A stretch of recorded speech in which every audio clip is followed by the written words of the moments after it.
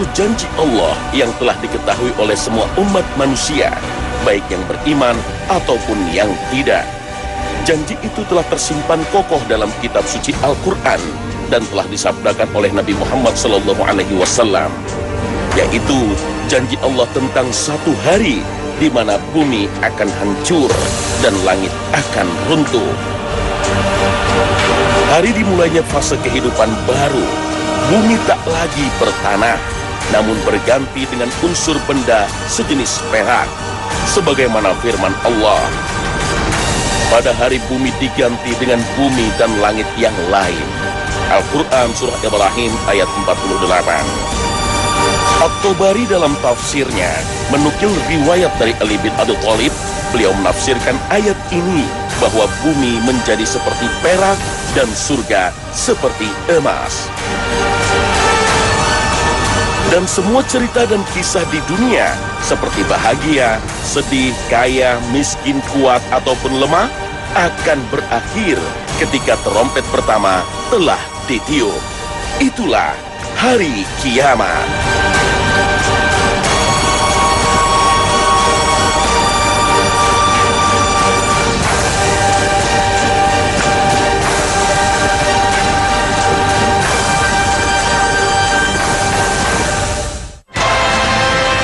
Assalamualaikum warahmatullahi wabarakatuh.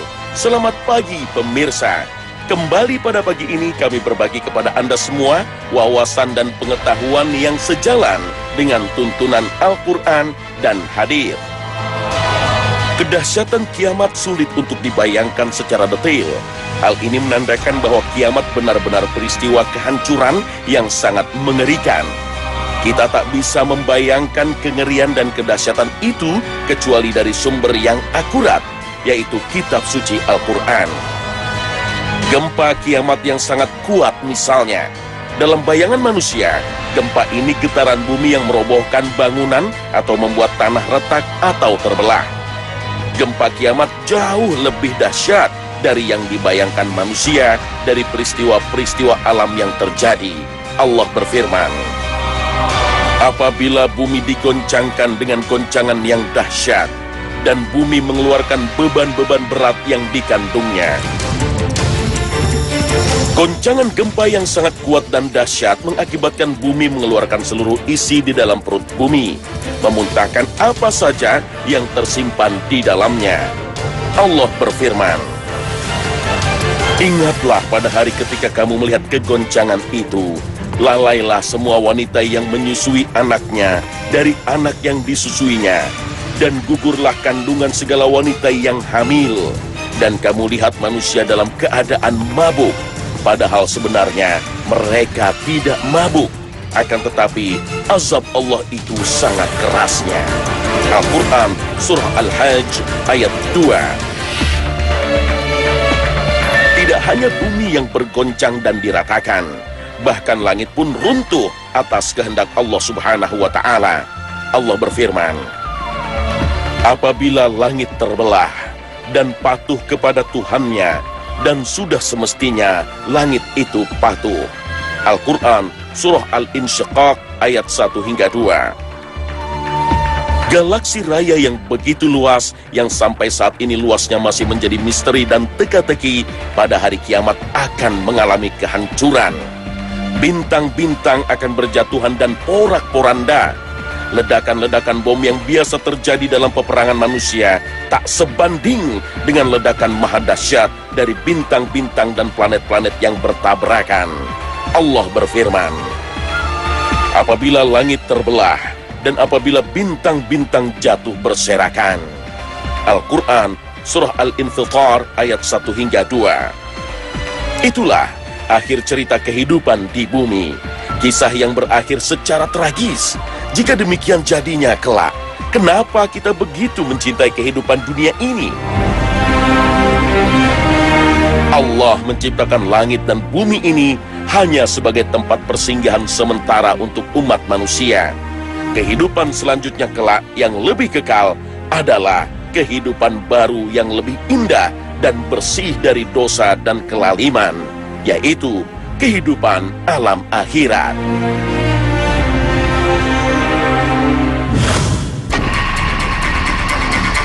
Peristiwa maha dahsyat hari kiamat yang terlalu mengerikan jika dibayangkan ini pasti terjadi. Inilah janji Allah Subhanahu wa Ta'ala, dan Allah sekali-kali tidak akan mengingkari janjinya. Pertanyaannya adalah, kapankah peristiwa ini terjadi? Tak seorang pun yang tahu, termasuk seisi langit pun tak ada yang tahu. Bahkan para malaikat pun tidak tahu. Semua ini menjadi rahasia Allah Subhanahu wa Ta'ala. Namun, Allah Subhanahu wa Ta'ala Maha Pemurah dan Maha Adil.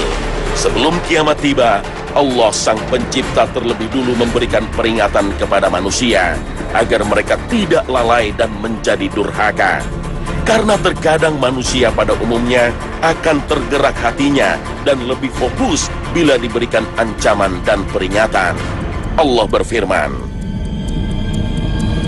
"Hai manusia, bertakwalah kepada Tuhanmu. Sesungguhnya kegoncangan hari kiamat itu adalah suatu kejadian yang sangat besar, dahsyat." Al-Quran Surah Al-Hajj ayat 1. Nabi kita Muhammad SAW mengingatkan kita agar dapat menjadi lebih waspada dan lebih menjadi taat dalam menjalankan kewajiban dan menjauhi segala larangan Allah sebelum jalan tersebut tertutup dengan tibanya hari kiamat.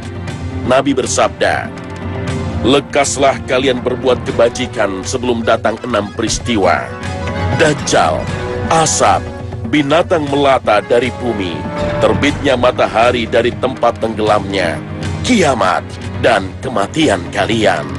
Hadis riwayat Muslim. Oleh karena itu, Allah Subhanahu wa Ta'ala memberikan tanda-tanda kapan peristiwa maha dahsyat itu akan terjadi.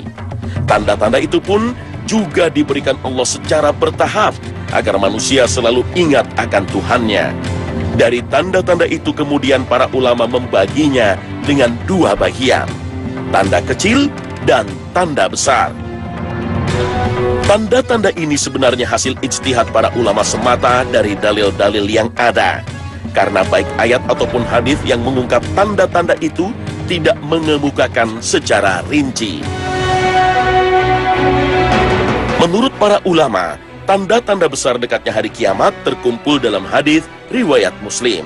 Rasulullah SAW bersabda, "Sesungguhnya kiamat tidak akan tegak sampai kalian melihat sebelumnya 10 tanda-tanda, yaitu asap, dajjal, binatang melata, matahari terbit dari tempat tenggelamnya, turunnya Isa bin Maryam, Ya'juj dan Ma'juj, 3 gerhana matahari, gerhana di arah timur, gerhana di arah barat, dan gerhana di Jazirah Arab. Dan tanda yang terakhir itu adalah api yang keluar dari negeri Yaman yang akan menggiring semua manusia ke satu tempat mereka dikumpulkan." 10 peristiwa besar ini sebagiannya adalah tanda-tanda kiamat besar, yakni tanda-tanda menjelang kehancuran dunia yang kita tumpang saat ini. Akan tetapi, penyebutan Rasulullah SAW terhadap peristiwa secara satu persatu dalam hadis ini bukan berarti tanda-tanda itu terjadi sesuai urutan yang disebutkan dalam hadis. Mengapa?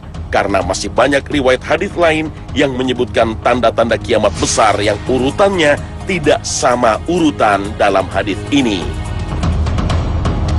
Namun begitu, setelah meneliti sekumpulan riwayat hadis, Al-Hafiz Ibnu Hajar Al-Asqalani mencoba memberikan penjelasan tentang tanda besar yang akan terjadi lebih dahulu, bahwa peristiwa keluarnya Dajjal merupakan tanda besar yang paling awal.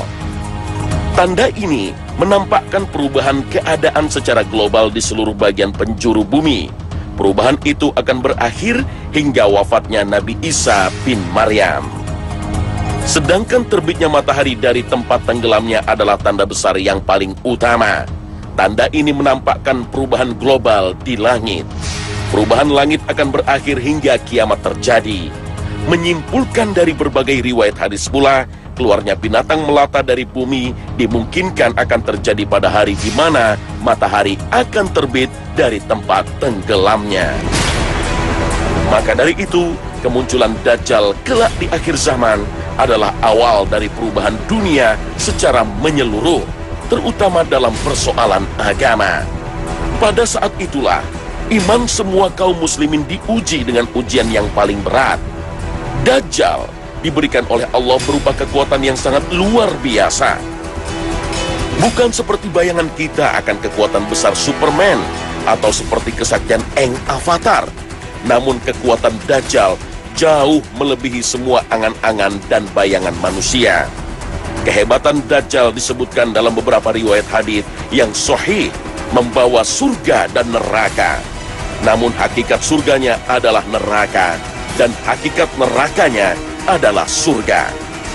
Dajjal memiliki sungai dan gunung makanan, berkuasa memerintahkan langit untuk hujan, mampu memerintahkan bumi agar menumbuhkan tumbuhan. Dajjal memiliki kecepatan bergerak seperti angin kencang, sehingga dengan kekuatan inilah dia mampu mendatangi setiap negeri untuk dia perdayai, selain negeri Makkah dan Madinah. Bahkan dalam satu riwayat disebutkan, dia bisa menghidupkan orang yang telah dia bunuh. Sungguh kehebatan yang diberikan Allah dan sangat menarik hati manusia. Tentu menimbulkan kekaguman luar biasa. Bagaimana mungkin orang tidak terpengaruh? Melihat produk yang bagus saja manusia ada yang rela menggadaikan agamanya hanya untuk mendapatkan produk itu. Bisa kita bayangkan, orang-orang semacam itu tentu akan dengan mudah terpengaruh saat bertemu dengan Dajjal. Boleh jadi akan menjadi pengikutnya, bahkan penyembahnya. Karena itulah, para nabi sebelum Nabi kita Muhammad SAW selalu menasihati umatnya akan kedahsyatan tipu daya Dajjal. Dalam riwayat Ahmad dari Anas bin Malik, Nabi bersabda, "Tidak ada seorang nabi yang telah diutus sebelumku kecuali mereka telah memperingati kaumnya dari Dajjal yang pendusta. Maka hati-hatilah kalian." Hadis riwayat Ahmad. Namun huru-hara yang ditimbulkan Dajjal tak terjadi terus-menerus. Turunnya Isa bin Maryam akan menghentikan kedustaan Dajjal, bak api yang tersiram hujan. Apakah jika itu sudah terjadi datang hari kiamat? Masih ada satu tanda lagi, yaitu terbitnya matahari dari tempat tenggelamnya. Inilah awal perubahan struktur alam, sekaligus yang menandai terjadinya kiamat. Jika itu terjadi, maka selangkah lagi akan menuju kiamat. Ketika itu taubat manusia tidak akan berguna. Seorang kafir yang hendak memeluk Islam pun tak akan diterima keislamannya. Nabi SAW bersabda, "Dan sampai akhirnya matahari terbit dari tempat tenggelamnya. Ketika telah terbit, manusia pun melihatnya. Mereka semua beriman. Maka saat itulah tidak berguna iman seseorang terhadap apa yang sebelumnya tidak dia imani, atau perbuatan baik seseorang dalam imannya." Hadits riwayat Bukhari. Terbitnya matahari dari tempat tenggelamnya terus akan berlangsung sampai kiamat tiba.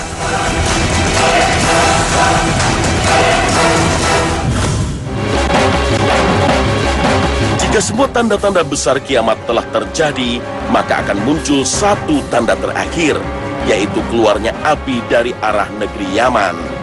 Bentuk dan sifat api ini tidak dijelaskan secara terperinci. Namun manusia yang tersisa saat itu akan dikepung dan digiring oleh api tersebut menuju satu tempat yang telah disediakan Allah Subhanahu wa Ta'ala. Hal inilah yang disebut Nabi SAW dalam sabdanya. Dan tanda yang terakhir itu adalah api yang keluar dari negeri Yaman, yang akan menggiring semua manusia ke satu tempat mereka dikumpulkan. Hadits riwayat Muslim. Api ini bergerak dan berkobar sangat besar.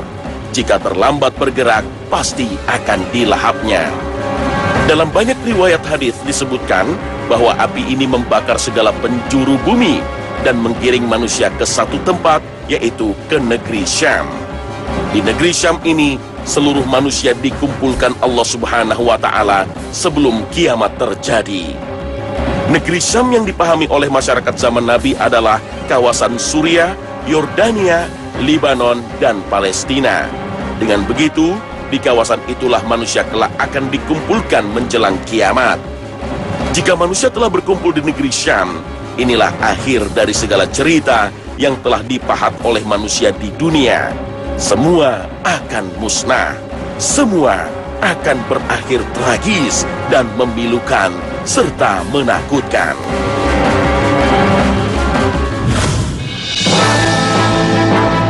Semua yang berkumpul di Syam setelah digiring dari arah negeri Yaman adalah manusia terakhir yang hidup di muka bumi. Tak satu pun dari mereka yang beriman kepada Allah Subhanahu wa Ta'ala. Inilah yang dicatat oleh hadis Rasulullah Sallallahu Alaihi Wasallam bahwa kiamat tak akan berdiri selama masih ada yang menyebut nama Allah, dan orang-orang yang menyaksikan kiamat adalah seburuk-buruknya makhluk. Jika sisa manusia yang hidup di muka bumi ini telah terkumpul di wilayah Syam, maka saatnya tiba. Malaikat meniup sangkakala. Semua yang mendengar tiupan ini di muka bumi pasti akan mati. Ini adalah tiupan pertama. Tiupan ini tak hanya mencabut nyawa seluruh manusia di muka bumi, bahkan iblis pun mati. Iblis yang dimaksud di sini adalah iblis yang menggoda Adam alaihissalam dan mengeluarkannya dari surga.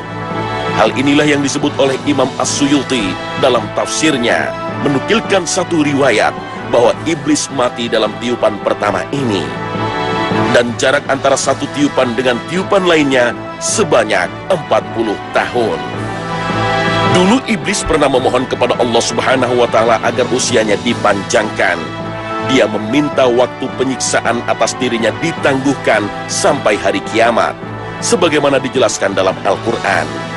Berkata iblis, "Ya Tuhanku, kalau begitu, maka beri tangguhlah kepadaku sampai hari manusia dibangkitkan." Allah berfirman, "Kalau begitu, maka sesungguhnya kamu termasuk orang-orang yang diberi tangguh." Al-Quran, Surah Al-Hijr, ayat 36 hingga 37. Dan Allah mengabulkan permohonan iblis. Maka sejak iblis diusir dari surga hingga saat ini, dia masih hidup, bergentayangan menjerumuskan manusia ke dalam dosa, agar kelak dia tidak sendiri di dalam neraka. Kisah terkabulnya permohonan iblis ini menarik untuk direnungkan. Betapa Allah Maha mengabulkan doa dan permohonan hambanya. Iblis yang terlaknat saja dikabulkan permohonannya. Lalu bagaimanakah dengan manusia yang beriman kepada Allah dan Rasul-Nya? Maka tentu akan lebih layak dan pantas untuk dikabulkan doa dan permohonannya oleh Allah Subhanahu wa Ta'ala. Oleh karena itu, siapapun kita, betapapun bergelimang dosa dan kesalahan, hendaknya tak malu dan sungkan untuk menengadahkan tangan, memohon ampunan dan kebahagiaan kepada Allah. Sesungguhnya Allah adalah Rabb yang Maha mengasihi dan memberi. Israfil, sang malaikat peniup sangkakala kancuran, semenjak Allah menugaskannya untuk meniup, dia telah siap siaga sampai hari ini dan sampai tiba waktunya nanti. Terompet tersebut adalah terompet berbentuk seperti tanduk yang besar. Kini telah berada dalam posisi siap siaga untuk ditiupkan. Allah Subhanahu wa Ta'ala berfirman, "Dan ditiuplah sangkakala, maka matilah siapa yang di langit dan di bumi, kecuali siapa yang dikehendaki Allah." Al-Quran, Surah Az-Zumar, ayat 68. Imam At-Tabari dalam tafsirnya menyebutkan, sesungguhnya malaikat Israfil sekarang sudah dalam posisi meniup sangkakala tersebut. Dia hanya tinggal menunggu perintah dari Rabb-Nya. Dan sangkakala itu adalah tanduk yang akan ditiupnya. Inilah yang nyata dari beberapa hadis Nabi SAW sebagai tafsir dari ayat ini. Para ulama tafsir juga menyebutkan, di antaranya Imam Ibnu Katsir, bahwa tiupan dalam ayat ini maksudnya adalah tiupan yang kedua, yaitu tiupan yang akan membuat semua makhluk, baik di bumi ataupun di langit, menjadi mati, kecuali beberapa makhluk, dan itu dengan izin Allah. Makhluk yang tersisa belum mati dengan tiupan kedua ini akan dicabut nyawanya oleh malaikat pencabut nyawa yang bernama Israel, sampai akhirnya kelak malaikat pencabut nyawa mencabut nyawanya sendiri. Sehingga tak satu pun dan tak siapapun yang hidup saat itu. Semua mati dan binasa. Hanya Allah yang maha hidup, yang maha mengatur segalanya. Tetap hidup, dialah zat yang menciptakan hidup. Hidup yang dia berikan kepada makhluk hanyalah hidup yang bersifat sementara dan tak sempurna. Sedangkan hidupnya Allah adalah hidup yang sempurna. Hidup yang tak akan pernah berujung dengan mati, dan hidup yang tak pernah dihinggapi oleh lelah dan kantuk. Satu langkah menuju kiamat, satu langkah menuju akhir cerita dunia, satu langkah menyaksikan kebinasaan jagat raya, ternyata hanya dengan satu tiupan sangkakala. Dalam tiupan ini, manusia berterbangan, terombang-ambing, dan gunung-gunung terangkat dan diterbangkan bagaikan benda yang tak memiliki bobot dan berat. Sebagaimana Allah berfirman, Al-Qari'ah, Mal-Qari'ah, wa ma adraka mal-Qari'ah.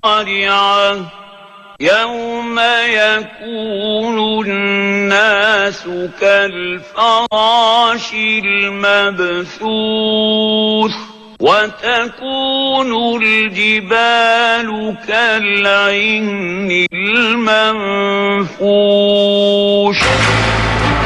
Setelah semua kegoncangan itu usai, kemudian Allah Subhanahu wa Ta'ala menghidupkan malaikat Israfil kembali. Rupanya dialah makhluk pertama yang dihidupkan oleh Allah setelah peniupan sangkakala kedua yang meluluh lantakkan seisi bumi dan langit. Allah kemudian memerintahkan Israfil untuk yang ketiga kalinya agar kembali meniup sangkakalanya. Seketika dengan tiupan tersebut, semua yang pernah hidup dari sejak zaman Adam alaihissalam sampai makhluk terakhir yang mati, tiba-tiba bangkit berdiri dari kematian mereka. Inilah makna firman Allah. Kemudian ditiup sangkakala itu sekali lagi, maka tiba-tiba mereka berdiri menunggu putusannya masing-masing. Al-Quran, Surah Az-Zumar, ayat 68. Disinilah kemudian hari berbangkit itu dimulai. Setiap manusia dibangkitkan oleh Allah dengan membawa pertanggungjawaban masing-masing atas semua perbuatan yang telah mereka lakukan selama berada di panggung kehidupan dunia. Pemirsa Khazanah, demikianlah detik-detik akhir menjelang kiamat tiba. Satu peristiwa yang harus kita imani dan renungkan. Mengimani dan merenungkan dahsyatnya kiamat merupakan jalan menuju keinsafan, menuju kebahagiaan dunia dan akhirat. Akhir kata, wassalamualaikum warahmatullahi wabarakatuh.